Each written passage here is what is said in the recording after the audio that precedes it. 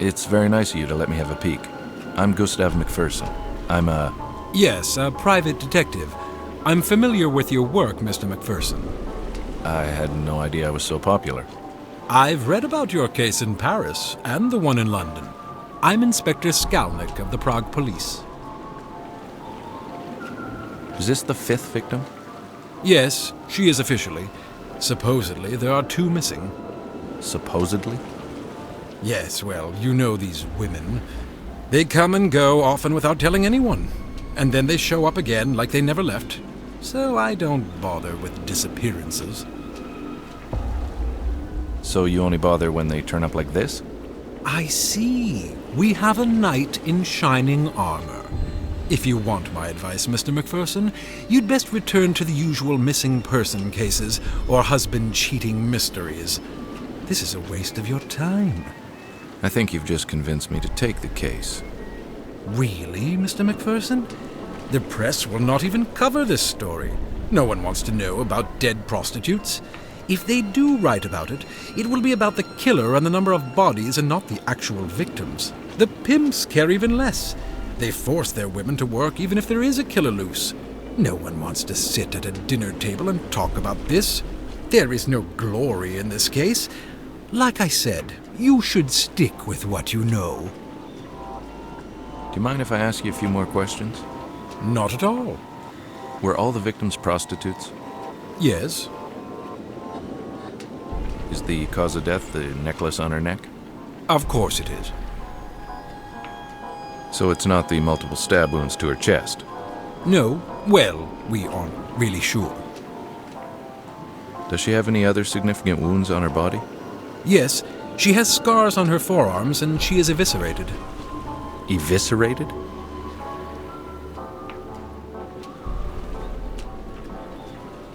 I had never seen anything so horrible in my entire life. I'd only heard of horrors like this from the Ripper case in London. Oh my God. Were all the victims like this? Yes, they were all found like this. Are all the organs accounted for?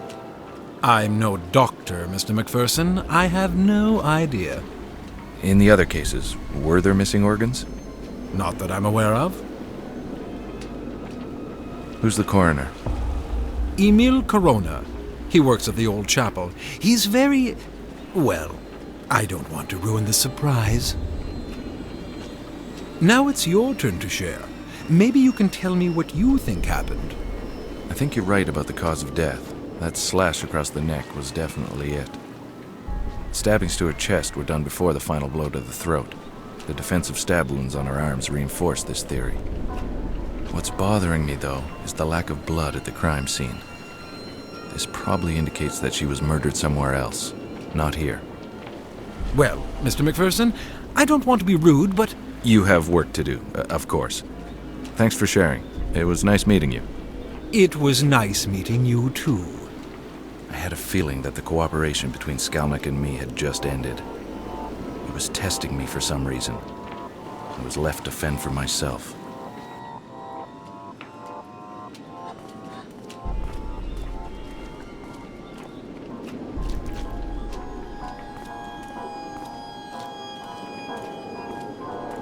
Kazimir Stasek. He's been a good source of info on a couple of minor cases I had here in the city. Hello, my friend. Ah, Mr. McPherson. And how are you this dark evening? I can't complain. And how's my favorite boy in blue? Besides my eye and this horrible murder, everything's fine. I imagine you don't have anything more to give me? This time I'm afraid I have nothing for you, my friend. Everyone is more or less at a loss. You don't mind if I ask you a couple of questions anyway? Of course not. How long has this been going on? It started about 3 weeks ago. You didn't hear about it until now? No, I wasn't in town. I just got back. I was working a case outside the city. Someone called me to see if I could come back and help. Ah, the very beautiful Miss Ida Skalikova, I presume? Good guess. She's worried for her friends. I told her I'd see what I could do. Can you tell me about your new boss? Inspector Yuri Skalnik. He was given the case and got temporarily assigned to this district. He has a good reputation, but he doesn't share much information with us. He keeps to himself a lot. What? He doesn't trust you? Honestly, I don't know. Maybe he thinks we're incompetent or something. Maybe. But he'd be stupid to think so. Why, thank you, my friend. Were all the victims' bodies dumped? Yeah, I believe so. But then again, I don't have much information, as I said earlier. Was there ever an eyewitness? Nope, never. That's what bothered me the most. How was the killer getting around the city without being seen? How'd you get the shiner? Shiner? Your black eye. How'd you get it?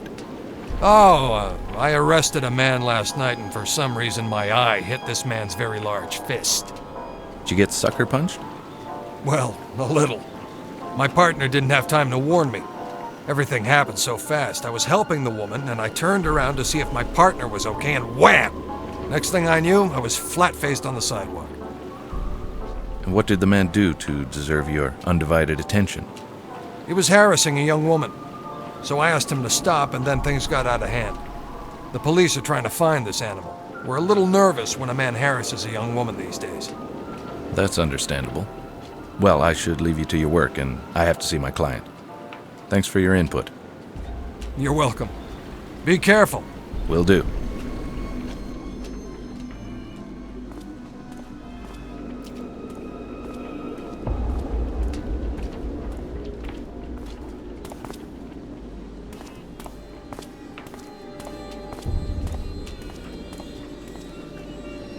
My Ida. The best gams in all of Eastern Europe. She's my angel and the love of my life. I met her on a small case I was working. She used to dance in the neighborhood cabaret. She was involved with the married man I was following. It was love at first sight. Hey, look at you all dolled up. Hi, sweetheart. I don't like it when you call me that. I didn't call you a doll. I said that you... Never mind, I'm sorry. Good. Now have you talked to that useless inspector? Yes, I have, and I didn't get much from the meeting.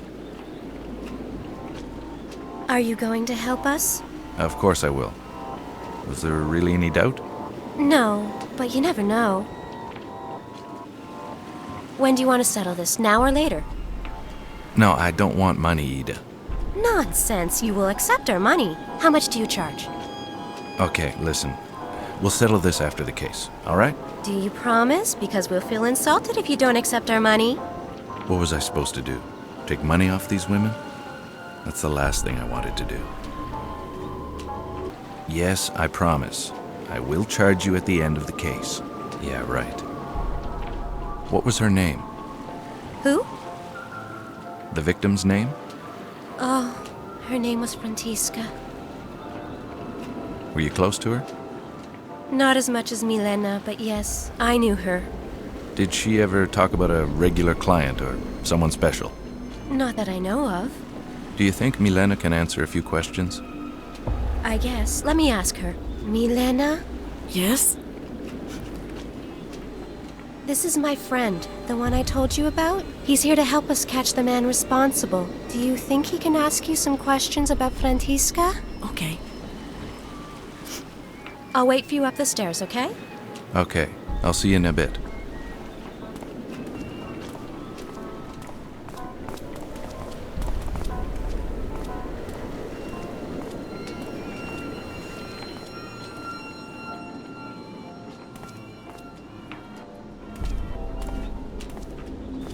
Hello, Milena. My name's Gus McPherson. I'm here to help stop this from ever happening again. I thank you, sir. Not a lot of people would help women like us.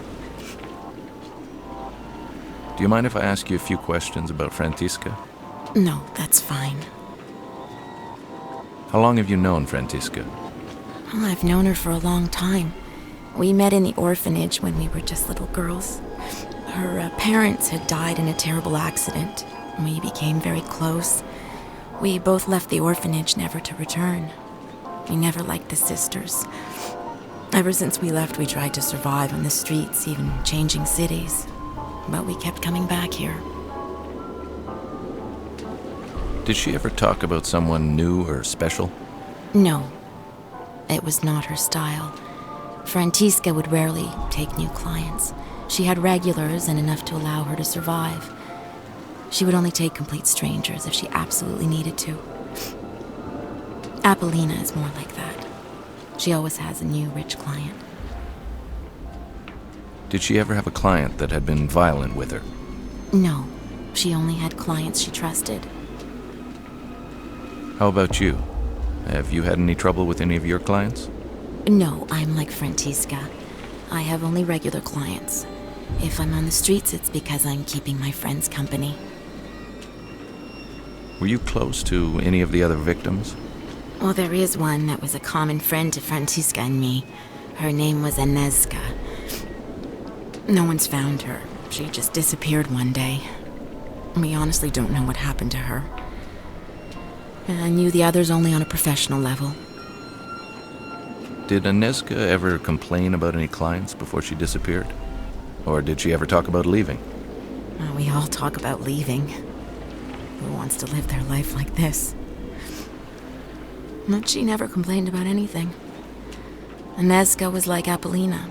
She took on many clients. She left town a lot, but always came back with a broken heart. I hope she did find someone and left this place. Where can I find this Apollina? She usually works the park. Rare are the girls who are allowed to enter it. She's very protective of her territory. That's what she calls it, anyway. Frantiska and me were allowed in because Apollina knew we didn't take strangers and pretty much had our own regulars. Anezka was Apollina's good friend, so she was allowed too. So we all kept each other company in the park. Maybe Apollina knows where Anezka is. I don't know. Well, thank you for answering my questions. It was a pleasure to meet you, even under these unfortunate circumstances. Well, it was nice to meet you, Mr. McPherson. I thank you for trying to help us. Trying? I haven't even started yet. If I have any more questions, how may I contact you? Usually in the park. Again, thank you.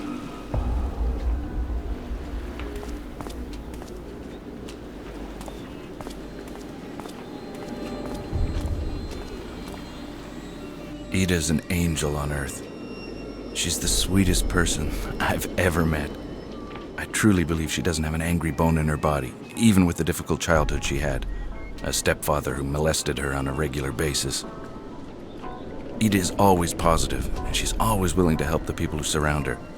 That's why she hired me to try and help. She has an undying optimism about life in general, and I love her for it. Hey. How is she? She's okay, I guess, under the circumstances. I'll go talk to her after. Tell me, where can I find Emil Corona? Who's he? He's the coroner working the case. I need to ask him a few questions. Skalnik said he worked in an old chapel. Do you know where it is? Yes, I'll mark it on a map. I don't need a map. Just tell me where it is. What is it with men and directions? Take this map, it'll help you. I marked the location of the old chapel. It's not far from here. Okay, thanks, sweetheart. How have you been? I mean, are you feeling better? Yes, a little. It's not as bad as when you left for your case. Did you go see the doctor? No. Ida, go see him. It might be serious. I'm no doctor, but throwing up every day is not normal. Go see him. Okay, I'll go see him. I don't throw up every day, you know. You always exaggerate. Yes, okay. But go see him as soon as possible. Okay. I have to see this Corona. I want you to stay off the streets as much as possible. Never walk around alone. Yes, I know you've told me 100 times. I am careful. Okay, I'll ease up on you. You be careful. I will. Now go.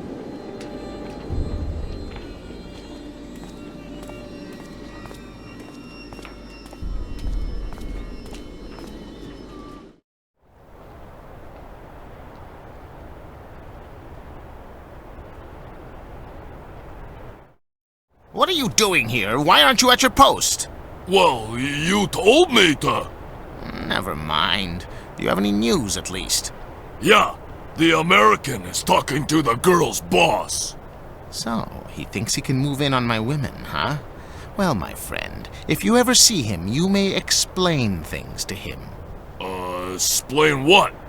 Use that brute force of yours, you idiot! Okay, boss.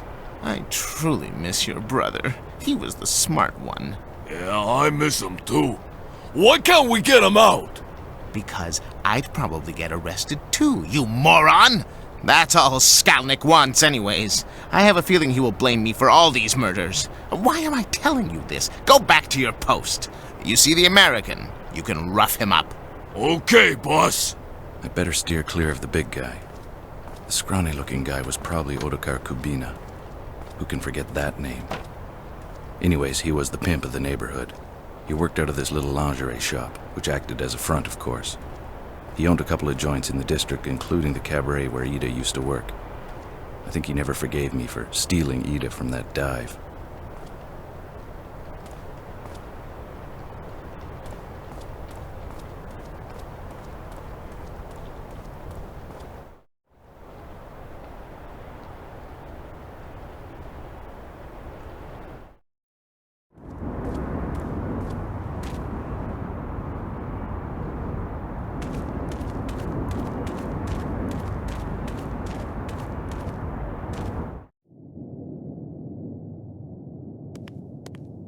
In nomine Patris et Filii et Spiritus Sancti.